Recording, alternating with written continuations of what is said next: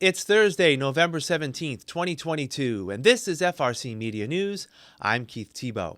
Everyone will be eligible to ride buses for free on the South Coast during the holiday season.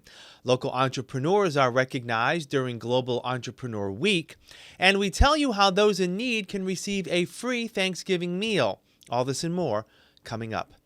The Southeastern Regional Transit Authority, SRTA, has announced that all rides for customers between November 25th and December 31st will be free.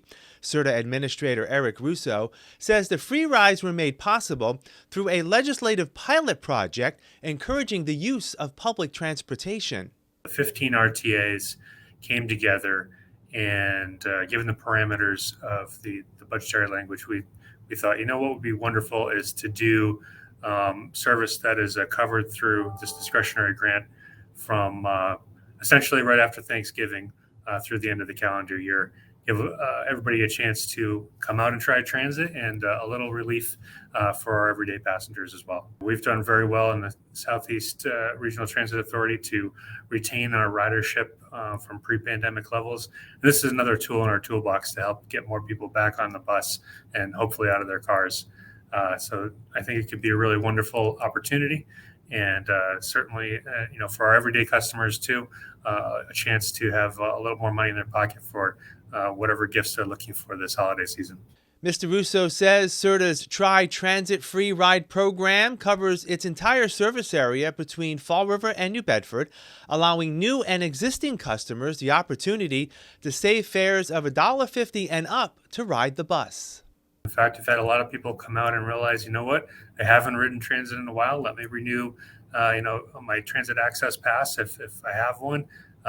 That's kind of where we've seen the most uptick in awareness of the program, is that people are coming back and renewing some of the passes that they have. So that's good to see. Hopefully they'll stick with us after this program is over. It's every bus route, all hours of the day and night, and for our demand response service as well. So everybody that rides with us will ride at no cost to them, covered through this grant from the legislature this year. The city of Fall River joined with makers and innovators across the world in celebrating Global Entrepreneur Week. Through the leadership of UMass Dartmouth and the South Coast Entrepreneurs Collaborative, Viva Fall River organized a day-long series of events marking the accomplishments of local entrepreneurs and promoting the expansion of business innovation. Viva Fall River Director Patty Rigo says Fall River has seen growth in new small business startups, particularly since the onset of the pandemic.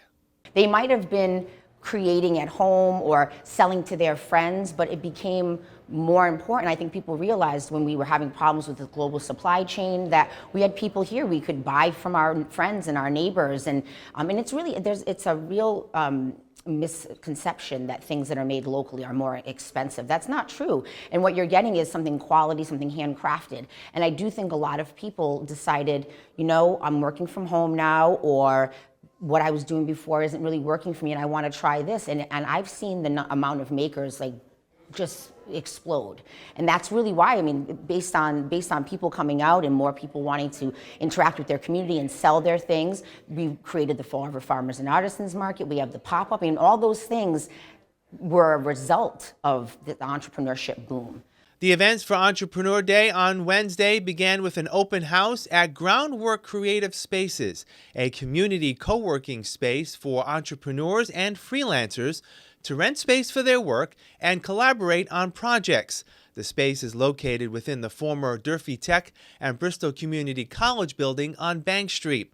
Co-founder and owner Sarah Antonis says the community work area is an affordable way for entrepreneurs to conduct business while they grow. The financial piece is probably one of the main components that makes this type of space attractive for entrepreneurs. It's just much cheaper than leasing an office, paying for utilities, paying for your internet, buying all your supplies. So kind of right out the gate, you can come and we have everything you need to get started. We also offer really flexible membership terms, so it's just month to month. So, when you're starting a business, the finances are not that steady. Maybe some months you have a little bit more cash flow and some you don't. So we really keep that flexibility to work with people so that they're not locked into a long-term commitment. This is the second groundwork location open on the South Coast. The first was opened in New Bedford in 2014. Ms. Athanas says the Fall River location is about 50% full with a diverse clientele. Here we actually have a lot of nonprofits. EFRAL is a great partner of ours, so they have an office in New Bedford and Fall River. The South Coast LGBTQ Network has been working with us for a long time, Leadership South Coast. So these nonprofits really add a great kind of dimension to the community. And then we have a lot of people now, especially after the pandemic, who are just, they're remote workers. So they work for a larger company, but they work at home and they just want to get out of the house a couple days a week. So that adds another dynamic to the community. And then we kind of have the more traditional entrepreneurs and consultants and freelancers and those folks as well. Ms. Rigo says even though Fall River has a history of large-scale manufacturing that has faded through the years, things are still being made by small companies in Fall River, and innovation will be needed to expand in the future. I think Fall River has a real opportunity, especially when we have the industrial park. I was just doing a study of all the things that are made in Fall River. There's over 70 manufacturers, and some of them make such high tech, like really specialized things. So we have to keep nurturing that and becoming like this specialized industry. And I also think there's opportunities for larger manufacturers to work with smaller manufacturers. And I think that's where we're going to see, that's where my eye is kind of at. How can we cultivate new local talent, have designers work with somebody like a Matuk or a Merida? How do we make those connections so that we can really populate this pipeline of like design and manufacturing right on through R&D and right on through to selling? The Fall River Police Department is working in conjunction with Blessed Trinity Church and local grocers to collect unwanted guns in exchange for store gift cards. Guns for Groceries will take place this Saturday from 9:30 a.m. to 12:30 p.m. at Blessed Trinity Church at 1340 Plymouth Avenue. What we're trying to do is take any unwanted or guns who people acquired somehow, their parents died, their uncle dies, and they have firearms in their house and they really don't know what to do with them, not storing them properly, they don't even know how to work them. That's what we're here for. They come here, they bring them in, they give them to us, we take them, no questions asked. They receive a gift card to Stop and Shop or Market Basket.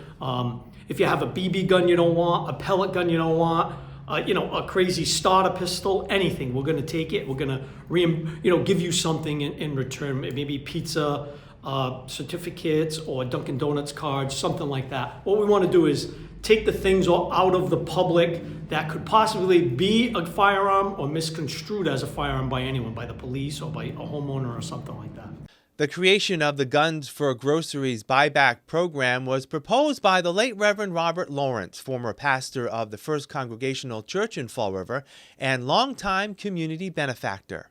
Reverend Lawrence, he was a big proponent of these sort of things and anything that had to do with the police department. And when he started, I believe it was actually after one of the school shootings, and they wanted to try to get the guns off the streets. And that's the most important thing. Reverend Lawrence was the first person who really started with this. It still carries his name after all these years, and I think with his help, it's continued and hopefully will continue. Lieutenant Pacheco says free gun safety locks will be made available to anyone who requests one. He says no personal information will be collected from those turning in guns, and all weapons will be disposed of properly. We run the serial numbers to see if any of them are stolen. Maybe people just acquired them somehow. And then they're held by the police department and then destroyed. Yeah. So they're not turned over. Nobody can buy them. We don't keep them at the police department. Yeah. They're taken and brought to as a specific company that'll destroy them for us. If they come in, turn the gun in, we don't ask any questions. That's the whole purpose of just turning the gun in, getting the guns off the streets. We don't ask for their name or anything. We give them a gift card. We take the gun and we do everything on the side. They could get in their car and leave, and we're not going to chase them down or anything like that. If it does come back to a crime, good, we found the gun, and maybe we can link it to somebody who maybe used it in the crime, not necessarily the person who's turning it in. In last Tuesday's election, Congressman Jake Auchincloss was easily reelected after running unopposed in the 4th Massachusetts Congressional District, which serves Fall River. When he first ran in 2020 to succeed Congressman Joseph Kennedy, Congressman Auchincloss defeated 8 challengers in the Democratic primary and Republican Julie Hall in the general election. He says he's thankful to the voters for their support during his first term. Really what it comes down to, I think, is I made a huge effort to do 3 things in my first term. One is deliver excellent constituent services, because that's what the people of Massachusetts 4th deserve. And my district staff and I have really worked hard to build relationships with state reps and state senators, and to make sure that whether you're calling about an immigration issue, Social Security issue, IRS issue, or whether you want a flag flown on the top of the Capitol, we are responsive and we are getting results for you. That's number 1. Number 2, I've worked really hard to represent people's values. The day of the insurrection, I announced I'm not going to be co-sponsoring legislation with Republicans who voted against the election results, because I don't feel like I could represent the values of my constituents while working with Republicans in the 117th Congress who did not recognize free and fair elections and put the Constitution first. And the same thing with defending Roe against extremist attacks on women's right to make their own decisions with their physicians. And then finally, I've worked really hard to advance people's priorities. That's really ultimately the job in Congress, get things done, and I've worked hard to do that left, center, and right. When he's inaugurated in January, Congressman Auchincloss will be representing all of Fall River. The city had been split between him and 9th District Congressman Bill Keating before the state was redistricted in 2020. He says Fall River will be the largest city in his district, and he hopes to continue to work with local leaders in representing the city in Washington. Working with Mayor Coogan and the state delegation, we have been able to bring back significant resources to Fall River, close to $100 million all in. And that has gone towards the CSO issue, combined sewer overflow issue. That has gone towards public safety equipment, including dispatch equipment. That has gone towards economic development, a better Christmas parade.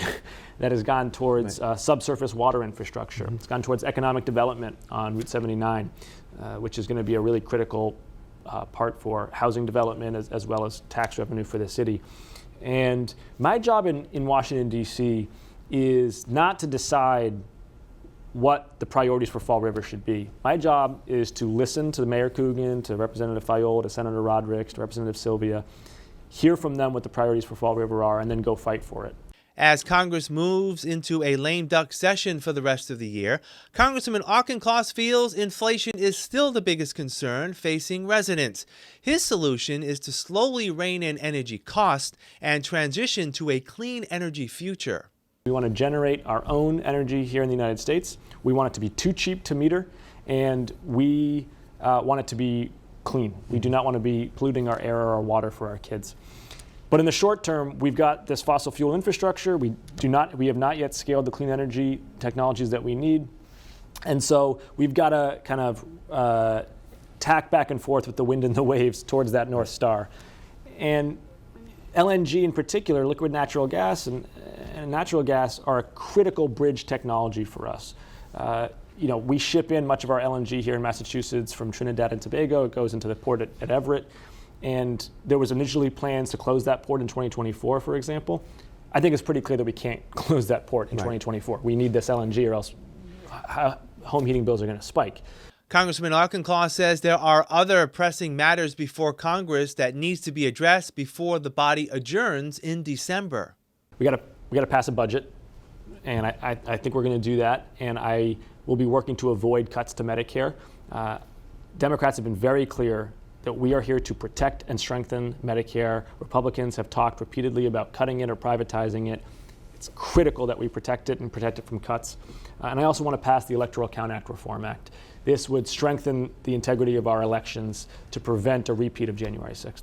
Even though many voters feel that Congress is not working in a bipartisan manner, Congressman Auchincloss says much has been accomplished over the last 2 years.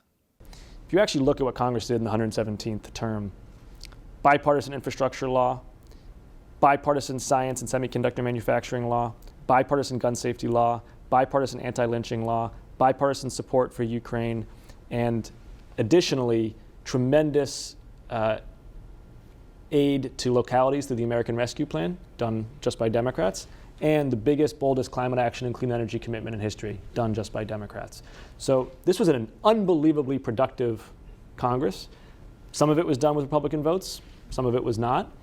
And I think what that demonstrates is that when Democrats have the White House and have Congress, we get things done for the American people, real substantive progress, and we also are able to do it in a bipartisan way when the GOP can debate in good faith.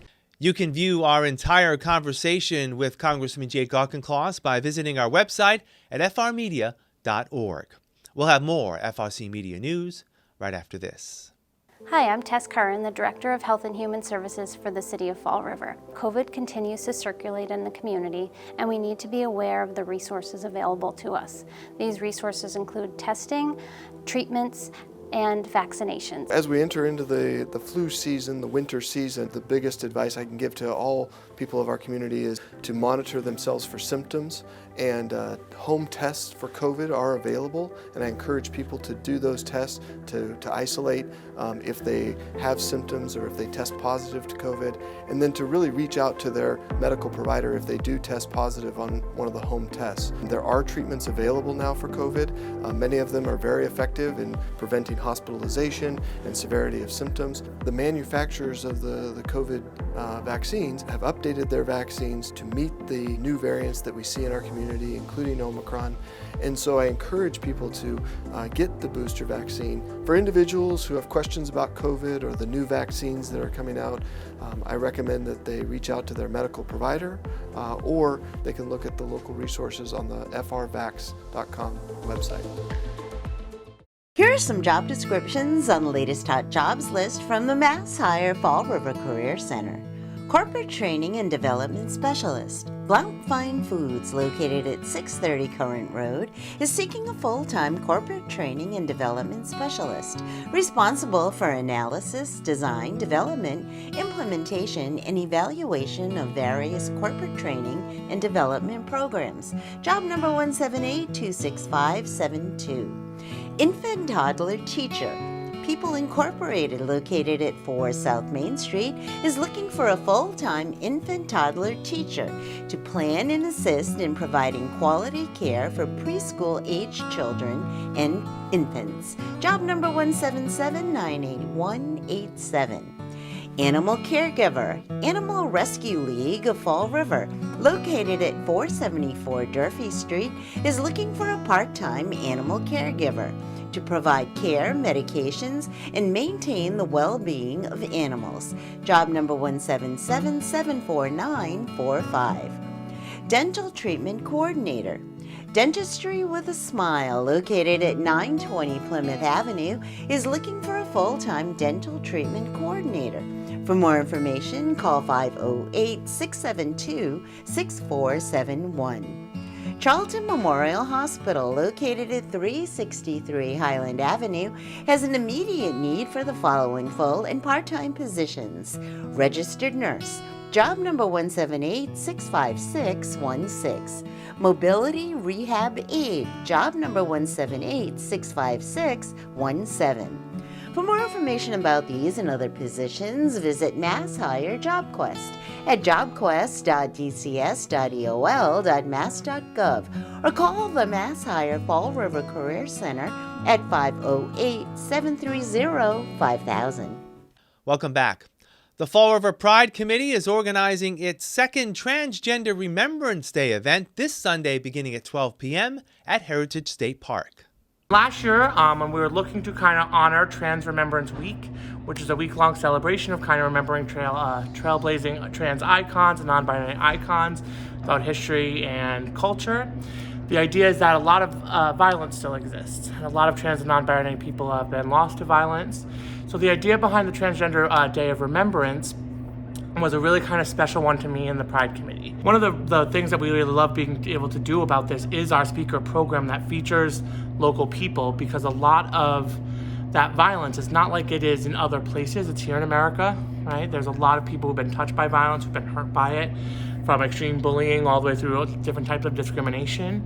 So we have a lot of people who are willing to speak and kind of really try to put their voices out there as someone who has survived, someone who has come through the other end of that violence and has really come into their authentic selves and are willing to share those stories and be the voice for those whose voices have been taken away. The event will also raise funds for transgender members in the community in need. Connell says that as more public events are held within the community on LGBTQ issues, greater acceptance is occurring. 5-10 years ago, it wouldn't even kind of been, it was almost unheard of to have an entire Trans Awareness Week.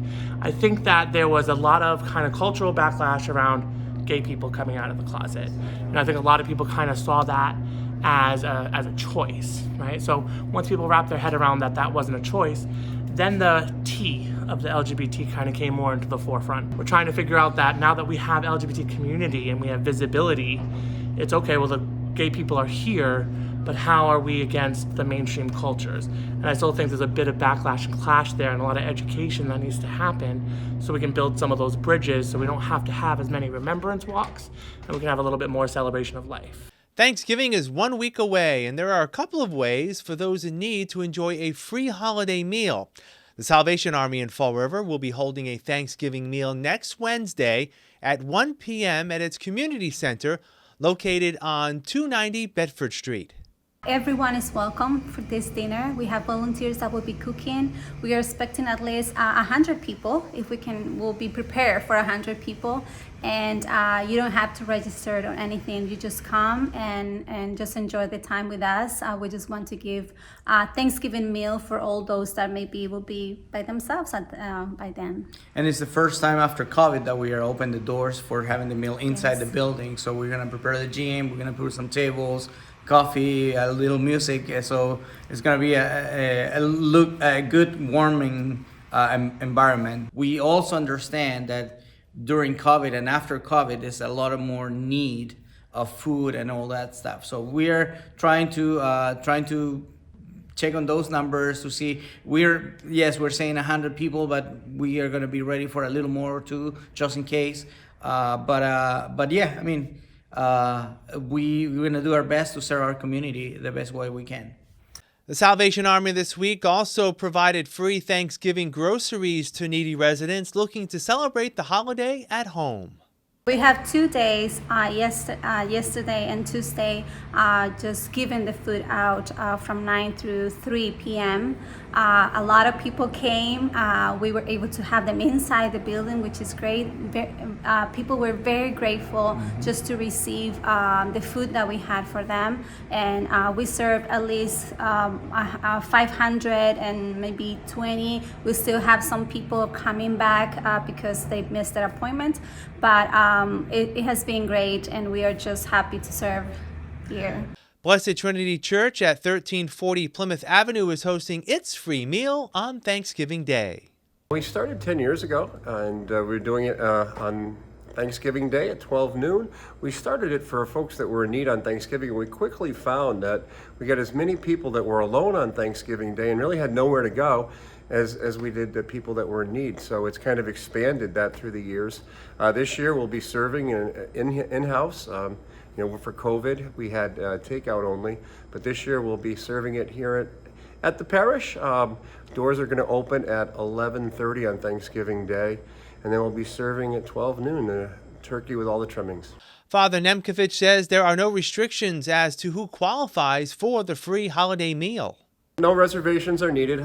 Folks are more than welcome to come here. Again, we at 11:30, we'll be opening the doors. We're also going to have some winter hats and coats available, socks for people who might need them as well. The stuffing, the mashed potatoes, the butternut squash, which is almost like a dessert. Of course, we're already having pumpkin pie as well. All the fixings. And Portuguese sweetbread has a nice little local flavor to it, Thanksgiving. We will wrap up this edition of FRC Media News right after this. Welcome to Hot Dogs and Cool Cats. Today we have 2 kittens from Puerto Rico. We have Tiana right here, the Siamese. She's a little squirmy. And Aria is the tabby in white. They are 22 weeks old. They are from Puerto Rico. They're very sweet. They're a little squirmy because they're kittens. But they are very playful. They just get fixed. That's why they have the cones on. They would do well in any home, children, adults. They would just fit in anywhere just wonderfully. They just love to play, hang out. They are siblings, although they don't look 100% like siblings, but they did come together. They don't have to go together. They can go. They're not really bonded. They'd be fine by themselves or together. So if you'd like to meet Tiana and Aria, come on down to 300 Linwood Street in Fall River, Mass. Our number is 508-677-9154. Today we have Maggie. Maggie is an 8-year-old pit bull mix. She is an energetic girl, absolutely no cats, and I believe kids above 12 just because of how energetic she is. Since she is a pit bull mix, we do have restrictions for adoptions. We ask that the owner owns their own home. Maggie would be great with kids, probably about 12 and older, just because she is a little energetic. And she does have a jumping tendency. Maggie does know some commands like sit, no paw, good girl. She does love to be outside. She definitely loves having playtime and it's outside. So if you would like to come down and meet Maggie, you can visit us at 300 Linwood Street in Fall River. Hi, I'm Tess Curran, Director of Health and Human Services for the City of Fall River. I know that we're all tired of COVID-19. However, COVID remains a threat in our community. Anybody can become infected with COVID-19, especially children. Therefore, it's critical that parents consider getting their children vaccinated. We realize that children already get a lot of vaccines as it is when they're young. So to add one more can be a lot for parents. But just like the other vaccines have basically helped eliminate many of the diseases that they were designed to fight, same thing with COVID. As a parent, when we were thinking about how to approach the vaccination process with them, we were really looking at what the benefits were versus what the risks were. You know, they're 3 active kids. They like to play outside, they like to run around, and we wanted to keep them as healthy as possible. We talked to our pediatrician, what was going to be the best move for all 3 of them. For parents who have questions about the vaccine, the best thing you can do is ask your pediatrician. There was a little pinch, but it wasn't really that bad. Anyone 6 months and older is eligible to receive the COVID-19 vaccine. For questions, please contact your doctor or visit frvax.com for additional information. That's all for this edition of FRC Media News. Please visit our website at frmedia.org for all the latest news and local information. FRC Media News airs Thursdays at 6 p.m. and Fridays at 5:30 p.m. One programming note, we're going to be taking next week off, Thanksgiving, so there'll be no edition of FRC Media News. We'll be spending our time with families and friends for the holiday, and we hope you'll do the same.